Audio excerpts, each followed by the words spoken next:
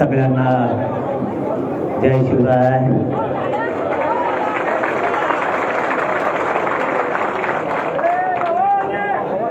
सगळ्यात अगोदर या बलाढ्य असे ताकदवर असणाऱ्या मराठा समाजाला मी मराठा समाजाच्या खरंच चरणी मराठा समाजाच्या नतमस्तक पहिल्यांदा होतो. कारण आपली आज बैठक नव्हतीच. आपण आज प्रेस घेणार होतो आणि आंदोलनाची तारीख ठरवणार आहे. पण मानावं लागेल या समाजाला. 9 वाजताच आंदोलनाची पूर्वी केली आहे. म्हणलं प्रेस घेऊ आणि आंदोलन सांगू आणि मग आपण त्या आंदोलनाच्या दिवशी मराठा समाज सगळा येईल.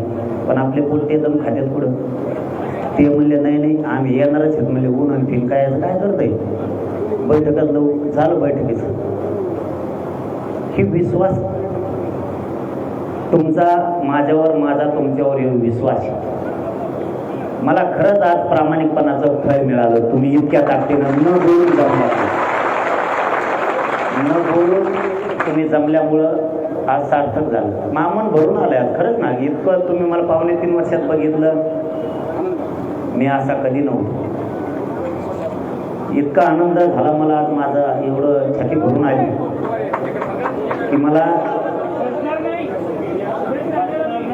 राहू द्या पोरं उभा राहू द्या, त्यांना आवाज ऐकायला ते दाखवायला. मग ते खाली बसल्यावर त्यांना ते कॅमेरा लावता येत नाही. खाली बसा म्हणू नका त्यांना कोणी, राहू दे उभा. आज एवढं मन भरून आलं की समाज धावून आला आणि न बोलव.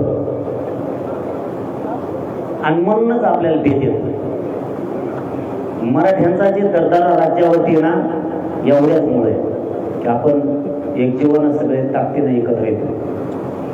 पुन्हा एकदा या राज्यातल्या सगळ्या मराठा समाजाच्या चरणी नतमस्तक होतो. आपण आता विषयाकडे हात घालू.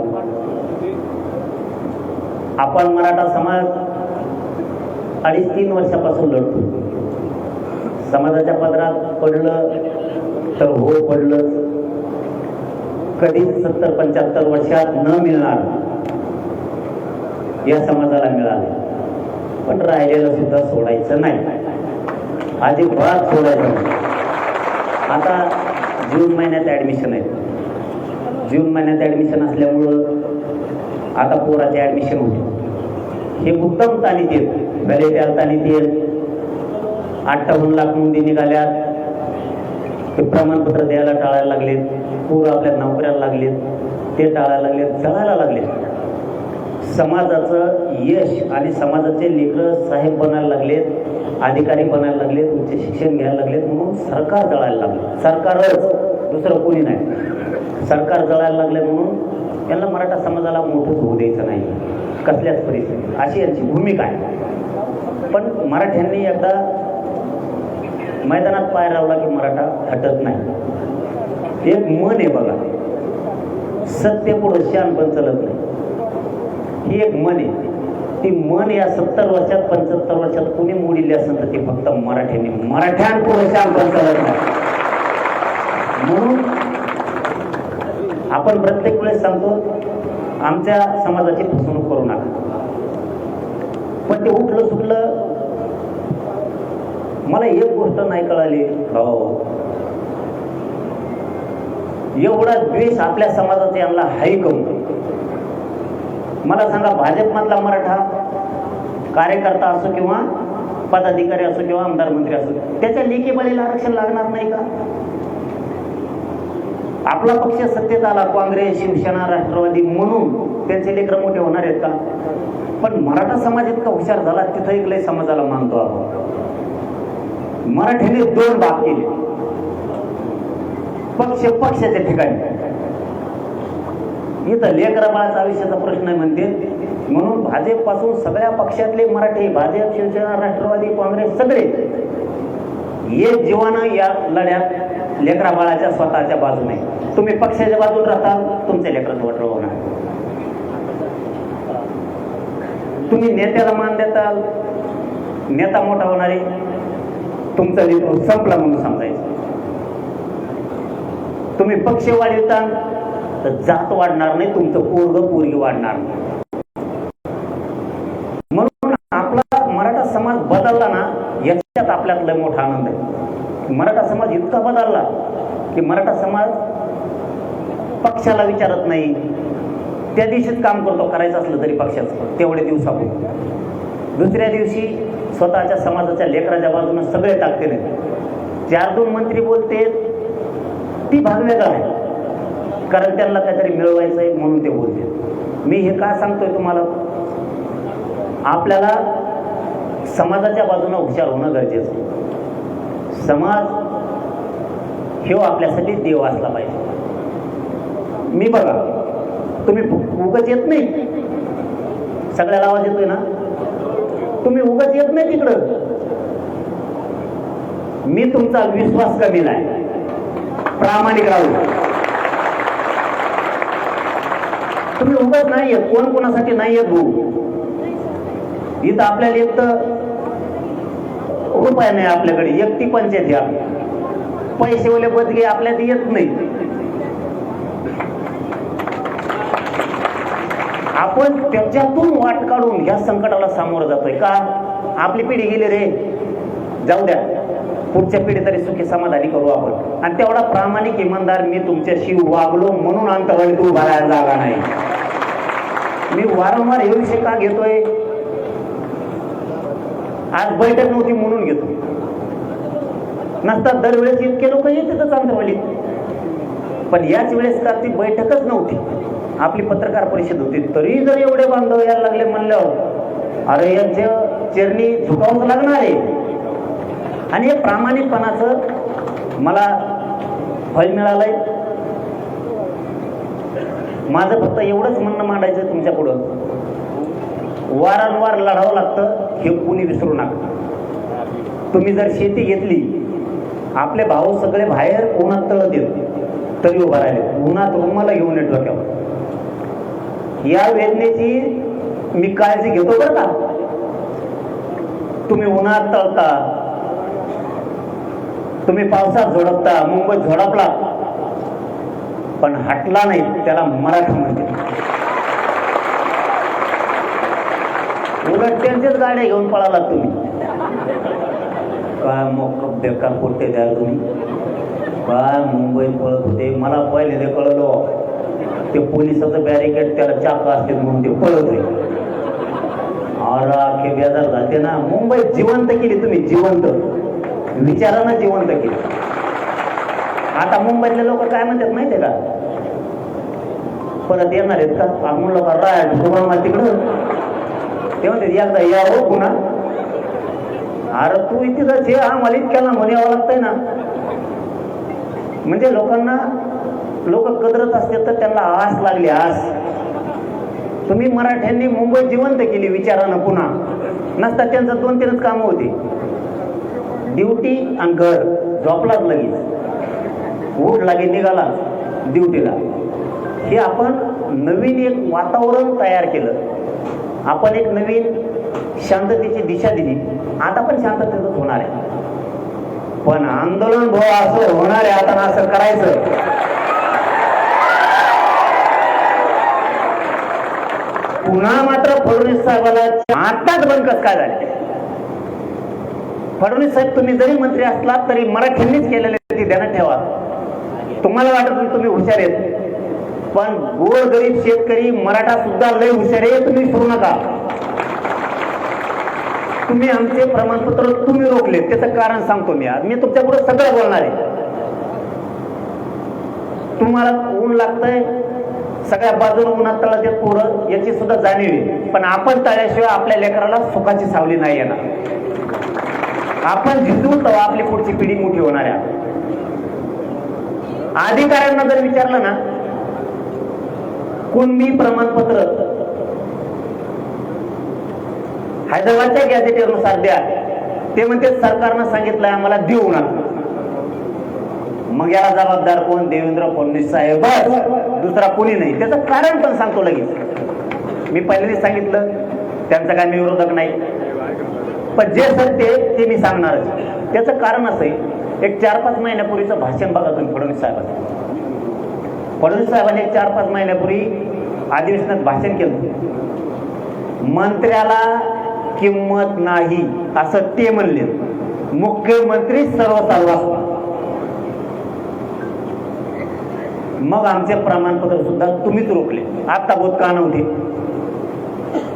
भाग दुसरा, पहिला अगोदर क्लिअर करू की हैदराबादचं गॅझेटियरचा JR काढला, त्याची अंमलबजावणी पण सरकारनं केली. त्याचं कारण असं की सरकारनं एक जाहीर स्टेटमेंट केलंय, 308 कुणबी प्रमाणपत्र गॅझेटियर प्रमाणे निघाले. याचा अर्थ हैदराबादचा JR लागू झाला, अंमलबजावणी झाली, त्याचा अर्थ असा आहे. पण तिथून पुढचे प्रमाणपत्र का दिले नाही? तुम्ही जी स्थानिक चौकशीचा अहवाल तयार केलाय त्यानुसारच कुणबी प्रमाणपत्र आम्हाला पाहिजे, त्यानुसारच तुम्ही प्रमाणपत्र द्या. फडणवीस साहेब या गोरगरिबांच्या मन जिंका, कवा मजा तुम्हीच करा. काय करायचं आम्हाला राजकारणाचं, सत्तेचं फत्तेचं? मला नाही हावतीचे, माझ्या समाजाला पण नाही, पण आमच्या लेकरं नाही मरून देऊ शकत आम्ही. तुम्हीच नाही, तुमच्या 50 पिढ्या बी आल्या तरी मी मराठ्याला फडणवीस साहेब धक्का बी लागू देणार नाही. तुम्ही कितीही ताकद लावा, मराठ्यांचं वाटवं नाही होऊ देत. दुसरं काय सांगितलं त्यांनी मुंबईत आपल्याला, खेळ झाला एक बार. हैदराबादच्या JR प्रमाणे मराठवाड्यातले मराठे हे सगळे कुणबी आहेत. मराठवाड्यातल्या मराठ्यांना आता इथून पुढच्या काळात प्रमाणपत्र वाचून फडणवीस साहेबांनी रोखू नये. सगळ्यांना कुणबी प्रमाणपत्र देऊन सगळ्यांच्या व्हॅलिट्या द्यायच्या. आंदोलनाच्या तारखेच्या आत नसतं आंदोलन भयानक होणार आहे. दुसरा भाग, 58 लाख कुणबी नोंदी सापडल्या, त्याचे सगळे प्रमाणपत्र द्या. ग्रामपंचायतला महाराष्ट्रातल्या जे 58 लाख नोंदी सापडल्या त्या ग्रामपंचायतला लावा. मुख्यमंत्री एकनाथ शिंदे साहेबांनी त्यावेळेस अभियान घेतले होते. जे सत्य ते करायला दिलखुलास केलं पाहिजे या मताच्या आम्ही. एकनाथ शिंदे साहेबांनी अभियान घेऊ प्रमाणपत्र दिले, कारण नोंदी सापडल्या तर घ्यायचं काय काम? तसंच फडणवीस साहेबांनी करावं ही आमची इच्छा आहे. मी आजच वर बोलतोय, आंदोलनाच्या तारखेच्या आत जर तुम्ही केलं नाही तर तुम्ही सगळे पट्ट्यावर घेतले म्हणून समजा. फडणवीस साहेबांसही तुम्हाला सुट्टी नाही. कोणा तुमचं शहाणपण मी मराठीच्या पुढे चालू देत नाही, त्याची काळजी नका करू. फक्त आज गोडीनं सांगायला, शिंदे साहेबांनी जसे अभियान घेतले, अभियान लावा ना, काय द्यायचंय? फडणवीस साहेबांनी छाती ठोकून सांगायचं, चाल मी JR काढलाय मराठवाड्याचा, मी मराठ्यांना कुणबी प्रमाणपत्र मराठवाड्यातल्या सगळे देणार. कारण ते OBC आरक्षणाच्या अगोदरचे मराठी आरक्षण म्हणून देतोय. जिंका मराठीचे म्हणून. कशाला बोलला मी तुम्हाला? तुम्ही सगळे प्रमाणपत्र देऊन मराठ्यांच्या मनात जिंका. आम्ही जी तारीख डिक्लेअर करणार आहे त्याच्या आत. मुद्दा तिसरा, साताराचा संस्थांचा JR तुम्ही का काढत नाही? इथं मनोज जरांगे जरांगे पाटील सोपा नाही. इथं भेदभाव नसतो. 5 विभाग आमचे, अखंड महाराष्ट्र आमचा आहे. मराठवाड्याला मिळालं मग पश्चिम महाराष्ट्र माझा अजिबात नाही. पश्चिम महाराष्ट्रातले मराठी एक शब्द सुद्धा बोलत नाहीत, का तर त्यांना विश्वास ह्योच भरोसा आरक्षण देऊ शकतो. आता तुम्ही म्हणले होते 1 महिन्यात JR काढतो, सातारा संस्थांचा काढला का? 8 महिने दम खाल्ला. तुम्हाला मी विचारायसाठी बोलावलं. माय बाबा काय चूक आहे माहिती? 8 महिने वेळ द्यायला किती वेळ द्यायचा? आणखी मी नाही वेळ देऊ शकत. यांना वेळ द्यायचा आहे का? काय संबंध? यांना वेळ द्यायचा तर 8 महिने दिला. सातारा संस्थांचा, कोल्हापूर संस्थांच्या गॅझेटियरचा, अंश संस्थांच्या गॅझेटियरचा JR काढून त्याची अंमलबजावणी पाहिजे. पण चौथा मुद्दा, 1994 ला जसा JR काढला त्या धर्तीवरती सातारा संस्थानचा हैदराबाद गॅझेटेडचा, म्हणजे त्याच्या त्या JR मध्ये हैदराबादचं गॅझेटेड सुद्धा घ्यायचे. या तिन्ही गॅझेटेड मध्ये सातारा संस्थान, कोल्हापूर संस्थान, औंध संस्थान आणि पुणे संस्थान या संस्थांचा जो JR निघणार आहे तो 1994 ला जसा JR काढला ओबीसीला आरक्षण देताना त्याच धर्तीवर पाहिजे. कारण त्यांना कसं काय JR काढला की 94 एखादी सुद्धा आरक्षण मिळालं, आम्हाला कसं काय मिळालं? 8 महिने झाले तरी. म्हणजे पुन्हा खोटी मला पाहिजे नाही, मग मी खोटा ठोकेल. तुम्ही खोटे ठोले की मी खोटा ठोकला. मी बोलतो तसंच करतो. मी माझ्या जीवनात माझ्या समाजाचा विश्वास संपादन याच्यावर केलाय की मी प्रामाणिक राहिलो, बेमान माझ्या समाजाशी नाही झालो आणि आयुष्यात होणार नाही. मला ना ते खोटे आरोप करून खोटं बोलून ते पैसे कमवून मला त्या पैशातून माझ्या लेकराला अन्न खाऊ घालायचंच नाही. ते बेमानी करत नाही. इथं उपाशी तर ठरवून मरण, पण खोटं बोलून पैसे पद मला नाही कमवायचे. कमवणारी गॅंग दुसरी त्यांचा चालू आहे.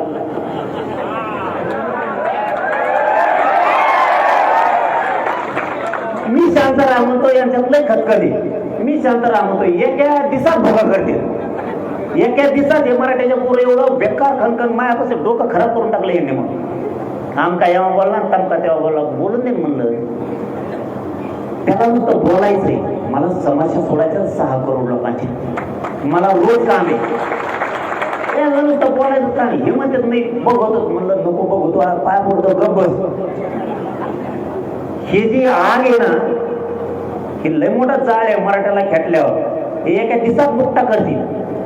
मी लोक येतोय त्यांना वाटलं भेटतच करून बोलत नाही. आणि तुला मोज येत नाही तरी आम्ही म्हणून बोलत नाही.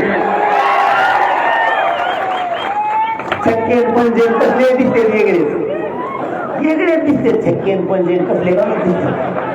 आता बाय मी काय करू काय करणार आमचं आकडे.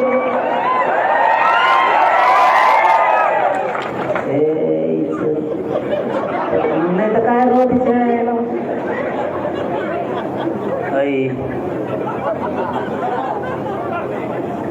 अरे मग काय. अरे मी शेतकऱ्याचं पोरग, मग राग येतो राव तुम्ही खोटं बोलता. अरे जीवनात रक्त कसं असावं? जातवा नाही बापाचा मराठ्याचा रक्त अंगात असावा.